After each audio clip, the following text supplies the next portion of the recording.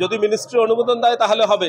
এ ধরনের বিশৃঙ্খলা তৈরি তো একটা রাষ্ট্রীয় প্রতিষ্ঠানে আশা করা যায় না। এই দেশের মানুষ হচ্ছে তাদের পরিচয় নির্ধারণ করবে। এই যে আওয়ামী ফ্যাসিবাদের এগেইনস্টে যে হচ্ছে নৈরাজ্য তারা যে করতেছে, তারপর আমাদের বৈষম্য বিরোধী ছাত্র নেতাদের বিরুদ্ধে যে পরিকল্পিত হামলা এবং হচ্ছে চক্রান্ত, তার বিরুদ্ধেই আমরা প্রতিবাদ সমাবেশ করতেছিলাম।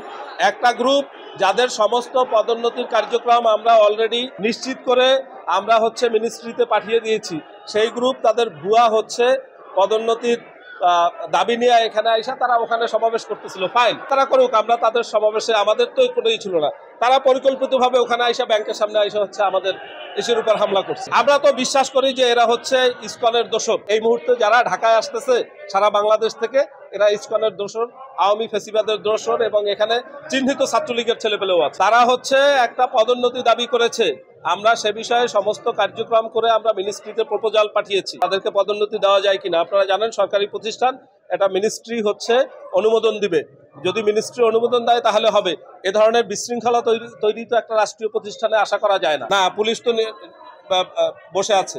তাদের সকালেই আমি মতিঝিল থানারও অফিসারকে আমি হচ্ছে ইনফর্ম করে আসছিলাম। এ ধরনের একটা অন্যায় হচ্ছে সকলের পরিচয় তো এটা নিশ্চিত করা যায়।